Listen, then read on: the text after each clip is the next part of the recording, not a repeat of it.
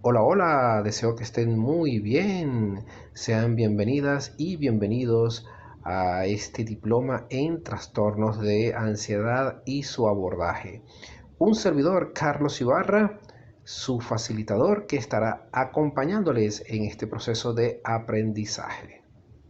En este módulo 1 estaremos haciendo una introducción a lo que son los trastornos de ansiedad. Hablaremos de su concepto, los tipos de trastornos de ansiedad, los síntomas y las causas. Esa es la agenda para este módulo número 1. Bueno, vamos a comenzar a hablar de lo que es la ansiedad. La ansiedad, como vemos ahí en la lámina, se caracteriza por una gran inquietud, una intensa excitación y una extrema inseguridad. ¿Ok? Toda aquella persona que haya padecido en algún momento de su vida de un episodio de ansiedad sabe a qué nos estamos refiriendo, ¿verdad? Es esa sensación, ¿verdad? Que podemos tener, pues, de inquietud, ¿verdad? De desesperación, de desequilibrio, ¿verdad?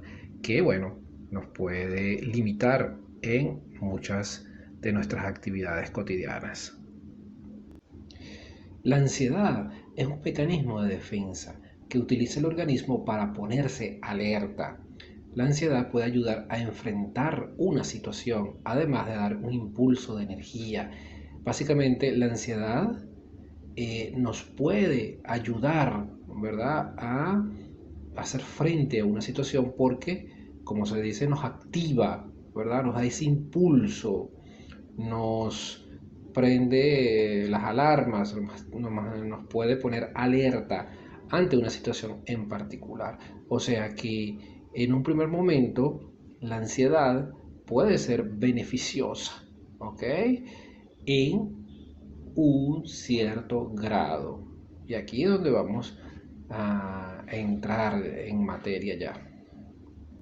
Pero antes debemos decir que es difícil diferenciar la ansiedad del miedo, ya que las reacciones fisiológicas son prácticamente las mismas y en numerosas ocasiones se solapan las dos sensaciones.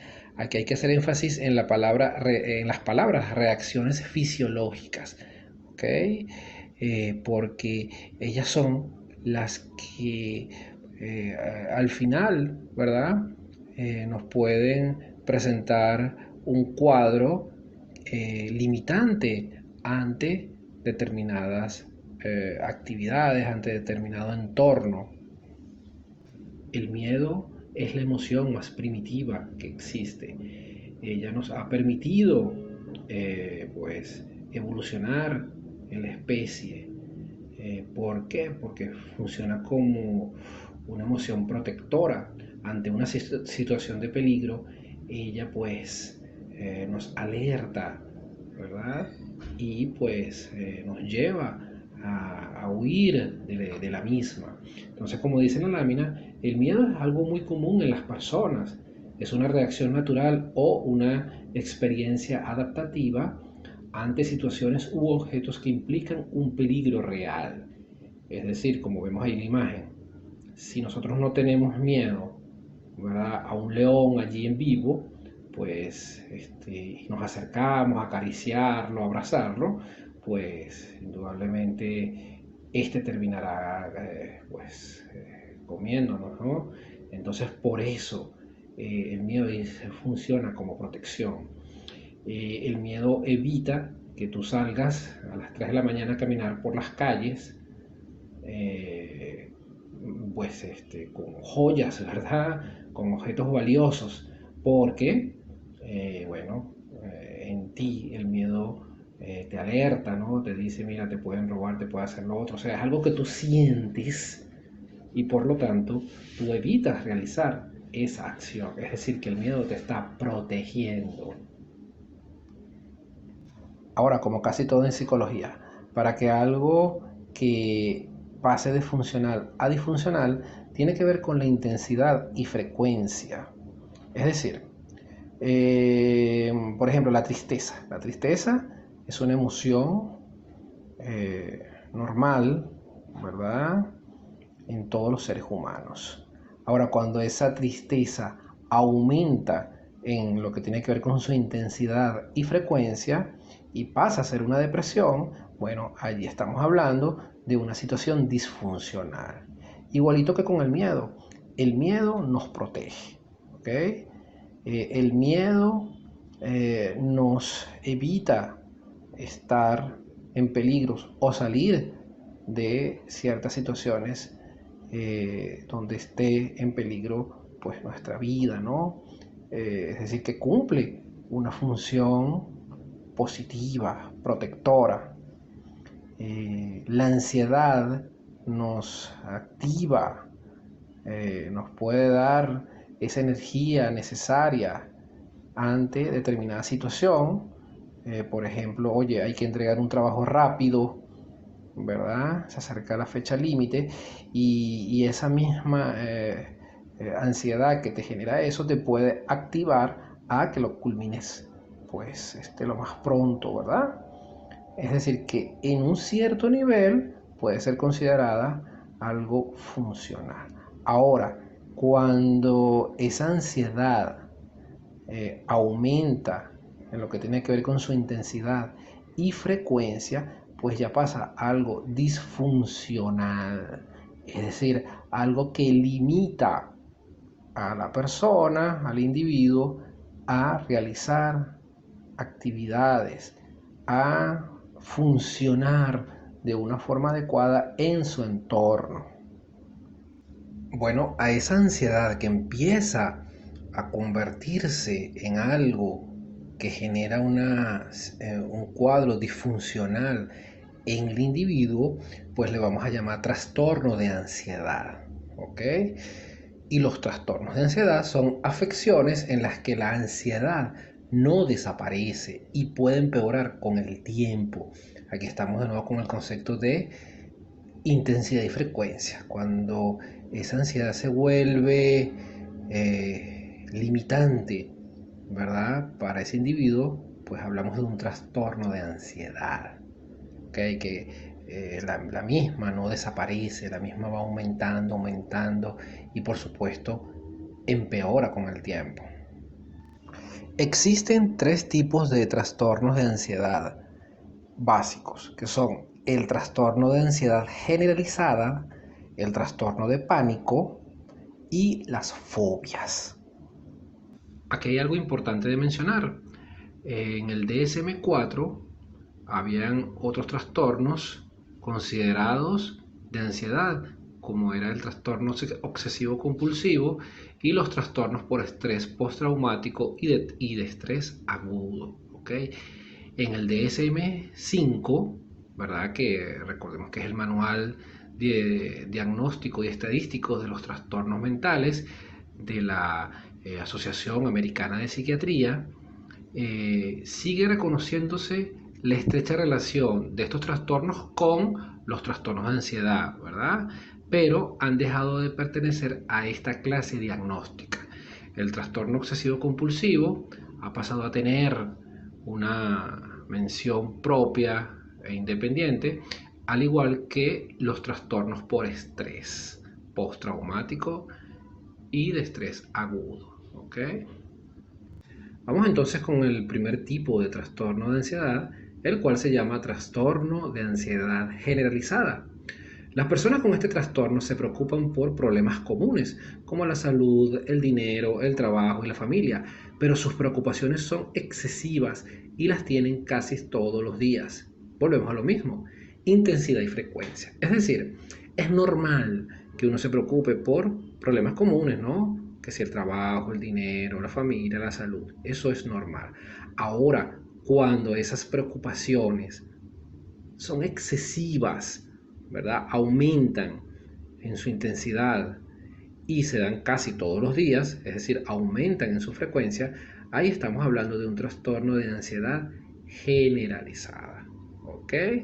En donde, bueno, vamos a ver un conjunto de síntomas que afectan al individuo y lo limitan pues en su desarrollo, en su interacción normal. Bueno, dentro de los síntomas que puede tener una persona con el trastorno de ansiedad generalizado están esos pensamientos ansiosos difíciles de controlar, ¿no? Donde, bueno, conseguir el dinero para pagar esto, ¿qué puedo hacer? No me alcanza el dinero, esto, lo otro, o sea, son pensamientos recurrentes en, que se van dando y que la persona pues le cuesta muchísimo controlar, ¿verdad? Y ahí es donde está ese elemento de la ansiedad, esa preocupación, ese desequilibrio, ese desajuste, ¿verdad? Que va acompañando pues a esos pensamientos. Otro, los latidos cardíacos fuertes o rápidos. Bueno, el corazón se acelera, ¿verdad? Y se hacen más fuertes esos latidos y más rápido, ¿verdad? Se siente ese corazón. Mareos, la persona puede padecer de mareos, sensación de falta de aire, la persona siente que le falta el aire, no puede respirar, le falta pues oxígeno, ¿ok? Y una opresión en el pecho, que es una de las más comunes, ¿no? Donde se siente un gran dolor en el pecho, pero que no tiene ningún componente orgánico. ¿Qué quiero decir con esto? Bueno, es donde la persona puede muchas veces pensar que, oye, hay un problema con su corazón, que le puede dar un infarto, pero resulta que va al cardiólogo, en el examen todo está bien, entonces es un tema de ansiedad, ¿ok? Fíjense cómo realmente la persona siente ese dolor, ¿verdad? Pero no tiene nada que ver con algo orgánico, es decir, su corazón está perfecto, pero la ansiedad le genera pues esa manifestación. Bueno, vamos a hablar ahora de aquellos factores que aumentan el riesgo de padecer un trastorno de ansiedad generalizada. Uno de ellos es la genética, ¿verdad? Se habla de que este trastorno puede ser hereditario, porque se han encontrado familiares muy cercanos a pacientes que padecen pues también el trastorno, ¿verdad? Familiares como padres, abuelos, tíos, ¿ok? Que también presentan este trastorno y bueno, se ha encontrado esta asociación, ¿no? Entre la genética, ¿verdad? El que este trastorno puede ser hereditario en muchos casos, ¿ok? Otro tiene que ver con la personalidad. ¿Eh? Hay personas que son tímidas o que tienen un temperamento negativo, ¿verdad? Que evitan realizar muchas actividades, evitan ir a muchos lugares, ¿verdad? Ese tipo de personas son más propensas a desarrollar, a generar un trastorno de ansiedad generalizada que otros. ¿Okay? Otro de esos elementos tiene que ver con experiencias negativas, ¿ok? Experiencias negativas o traumáticas durante la infancia, algún cambio de vida que haya sido significativo, ¿ok? Alguna situación que la persona pues haya sufrido muchísimo, ¿verdad? Es decir, que haya tenido una experiencia negativa, también se ve como un factor que puede aumentar el riesgo de generar este trastorno. Otro tiene que ver con la forma como el cerebro de ese individuo percibe las amenazas.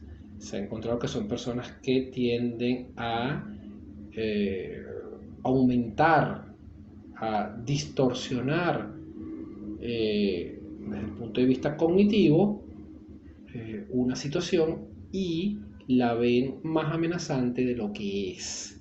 ¿Ok? Eso, bueno, tiene que ver con la forma como su cerebro percibe ciertos eventos, ciertas situaciones, ¿verdad? y que generalmente pues las termina aumentando, exagerando. ¿Ok? Eh, y las diferencias en la química y la función cerebral. Se ha encontrado que estas personas, pues hay diferencias en lo que es la parte bioquímica a individuos que pues no tienen este trastorno, ¿verdad? A ver, y eso también podría explicar el tema de la percepción. A ver, cuando una persona está enamorada, ¿verdad? Está pues con su cerebro, está segregando un conjunto de elementos bioquímicos, ¿verdad? Que alteran la percepción de la persona. Fíjense que se termina idealizando a la persona amada, los defectos se minimizan o no, prácticamente pues no se ven, ¿ok? Y las virtudes se aumentan. Es decir, en la percepción eh, pues de esta persona que se quiere, pues es totalmente distinta al que puede tener otra persona. ¿Ok? Y bueno, tiene que ver mucho con estos elementos bioquímicos y de cómo está funcionando ese cerebro. ¿Ok? No tiene que ver con alguna alteración, ¿verdad? O daño de alguna parte, sino es su función que está pues funcionando de una manera totalmente distinta, ¿verdad? A lo que puede ser una persona, un individuo normal. Entonces, estos serían las causas más comunes que pueden generar un trastorno de ansiedad. Estos son factores que aumentan el riesgo, ¿verdad?, de padecer de este trastorno. Entonces, como vemos, tiene que ver mucho con esta parte, ¿no? De elementos, como dije, genéticos, elementos de experiencias negativas y formas en que el cerebro percibe una situación, es decir, elementos de la personalidad. Recordemos que nosotros nacemos con un temperamento, ¿ok? Y ese temperamento, pues, tiene que ver mucho con elementos de la genética, sí, pero sobre todo de ese periodo perinatal, es decir, donde, pues, se está formando ese ser, el periodo del embarazo de la madre, ¿no? En donde si es una madre que pues ha estado preocupándose muchísimo, bueno, una madre que ha estado trabajando, estudiando durante todo ese embarazo y ha tenido muchísimo estrés, bueno, se ha encontrado que eso influye en la formación de ese cerebro, de ese ser, ¿verdad?, que se está allí creando. Y bueno, eso va a manifestarse en el temperamento alterado, ansioso, que pueda tener ese individuo. Entonces, estas personas pues terminan siendo más propensas a desarrollar un trastorno de ansiedad generalizado. Vamos con el siguiente trastorno de ansiedad, que es el trastorno de pánico, el cual se caracteriza por presentar repentinos y repetidos momentos de miedo intenso, sin haber un peligro aparente. Los ataques se producen rápidamente y pueden durar varios minutos. Y cuando digo varios minutos, mira, pueden ser 5, 10, 15, 20, hasta 30 minutos. Se han visto casos. Entonces, y más, 30 minutos y más. Es decir, que volvemos a lo mismo, intensidad y frecuencia. La persona va por la calle tranquila y de repente comienza a sentir un miedo profundo, un miedo intenso, ¿ok? Y no hay ningún peligro en la calle, ¿ok? No hay nada que esté amenazando su integridad, su vida, sino que sencillamente se produce, ¿verdad?, ese miedo repentino e intenso. Bueno, ahora vamos con los síntomas del trastorno de pánico. Habíamos dicho que la persona que padece de trastorno, bueno, un día puede estar realizando cualquier actividad, bañándose, cocinando, caminando por la calle y de repente comienza a sentir un miedo intenso, ¿ok? O sea, esto sucede de forma repentina y es un miedo intenso y no hay nada a su alrededor que justifique ese miedo.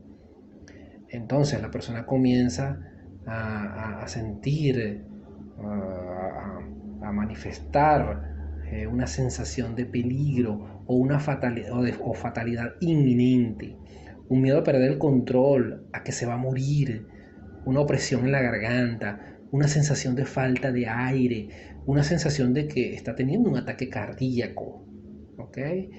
Y pues no es más que un ataque de pánico que está teniendo en ese momento, el cual puede durar de 5 a 30 o más minutos, ¿ok?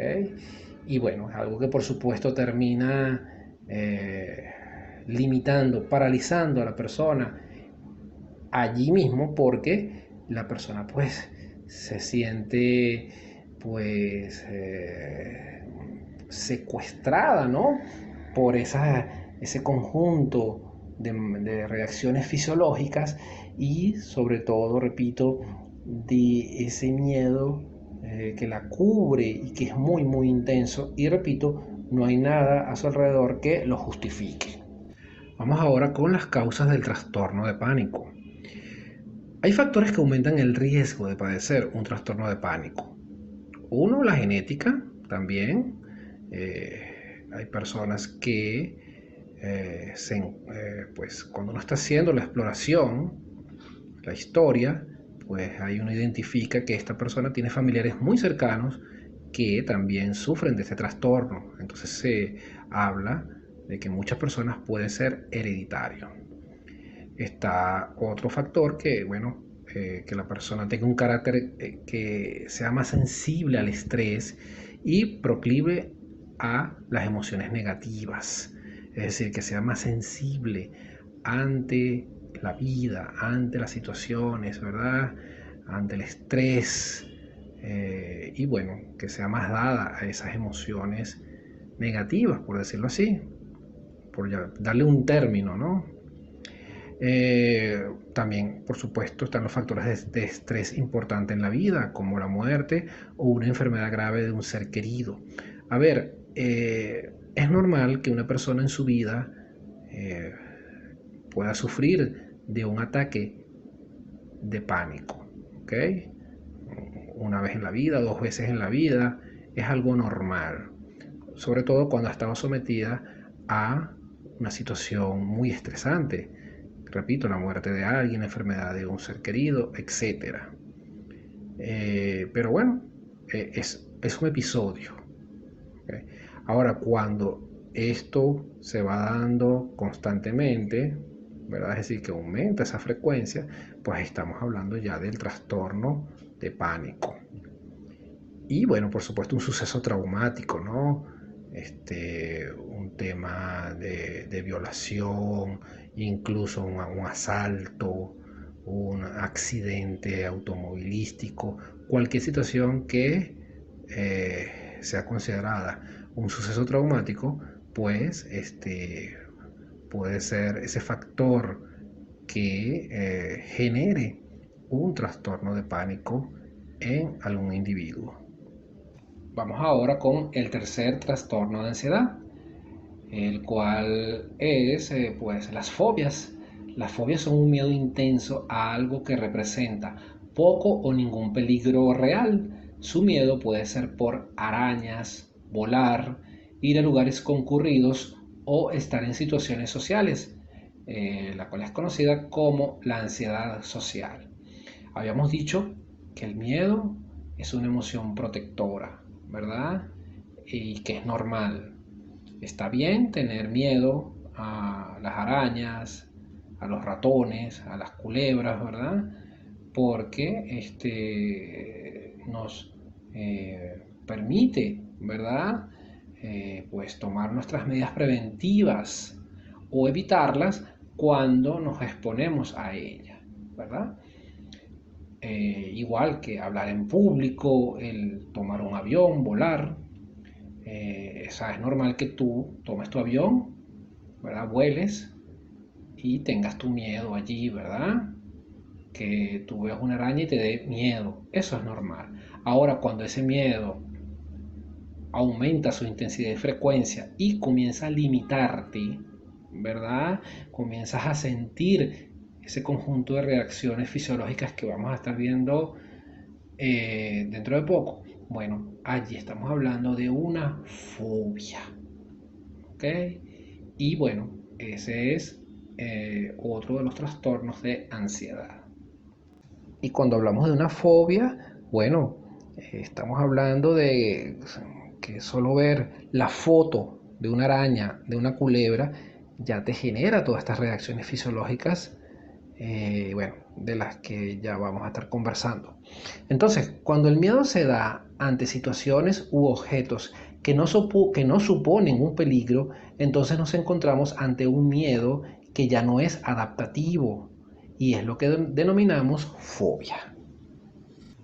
Y en esas reacciones fisiológicas, en esos síntomas de la fobia, pues podemos tener pensamientos distorsionados ante el estímulo, ¿verdad? Es decir, de repente estamos viendo una arañita o una foto de una arañita y ya la vemos como el monstruo que nos va a destruir, lo vemos más grande, lo vemos, bueno, que ya nos viene a atacar, etcétera. Hay una sudoración, ¿verdad? Aceleración del latido cardíaco, temblores, escalofríos, dolor en el pecho, mareos, respiración anormal y en muchos casos el desmayo, ¿ok? El desmayo que bueno, es una forma de desconectarnos de la realidad, es una forma de huir. Entonces, bueno, todo esto tiene que ver con lo que puede generar, ¿verdad? Ese miedo profundo ante algo que no representa pues una amenaza real. Entonces esto es lo que llamamos la fobia. ¿Okay? Las causas de las fobias pueden ser causadas por una situación estresante, un acontecimiento traumático, o también pueden ser imitadas de un familiar que tiene fobia y un niño acaba haciendo la suya. Es decir, alguna situación en la que la persona haya sufrido un hecho traumático que se relacione con pues esa fobia, ¿no? Por ejemplo, se quedó trancado en el ascensor en una oportunidad, ¿verdad? Entonces fue tan traumática esa situación que ahora ve un ascensor y inmediatamente genera esas reacciones fisiológicas que forman parte de esa fobia. Y aquí en las fobias tenemos que hablar de dos tipos de fobia: la fobia generalizada y la fobia específica. La fobia específica sería el miedo, ¿verdad? La fobia hacia, por ejemplo, el ascensor, hacia un ascensor que sea eh, igual en el modelo al cual se quedó trancado una vez. Fobia generalizada es fobia a cualquier ascensor, sea nuevo, viejo, etcétera. Igualito, hay gente que puede tener fobia específica a un perro chihuahua, ¿verdad? Y es solamente a ese perro chihuahua, a los perros chihuahua. Otro tipo de perros no tiene fobia. Y hay gente que tiene fobia generalizada, en la cual le tiene fobia a todos los perros. ¿Ok? Entonces, pero tiene que ver con eso, con un hecho traumático. A lo mejor en alguna oportunidad lo mordió un perro o vio a alguien cercano que lo mordió un perro, etcétera. También, bueno, puede ser en los niños sobre todo, que, bueno, conviven con una persona que tiene una determinada fobia y terminan haciendo la suya, ¿verdad? Terminan interiorizando, ¿verdad? Esa fobia de esa persona allí cercana. ¿Ok? Y también, bueno, alguna situación muy, muy estresante que tenga en su vida que puede generar una fobia hacia, ¿no? hacia un objeto, ¿verdad? Que, como dicen los psicoanalistas, está pues, ese objeto está reflejando, describiendo, identificándose con, o simbolizando, mejor dicho, algo que en su vida pues representa algún tema, algún conflicto, ¿verdad? Alguna situación que le molestó y le sigue molestando, ¿ok? Entonces, bueno, ahí podemos encontrar esas causas de lo que son las fobias. Bueno, y llegamos al final de nuestro primer módulo sobre los trastornos de ansiedad. Hoy estuvimos con los siguientes puntos. Hicimos una introducción a los trastornos de ansiedad, su concepto, hablamos de los tipos, sus síntomas y causas. Bueno, comenzamos, ¿verdad? Conociendo sobre los trastornos de ansiedad y ya pues vamos cayendo hacia lo que son las técnicas, el abordaje, que es algo importantísimo para nosotros como profesionales. Bueno, de mi parte, Carlos Ibarra, un placer haberlos acompañado y nos escuchamos en el próximo módulo. Que estén muy bien y tengan una semana de muchísimo bienestar y equilibrio. Chao, chao.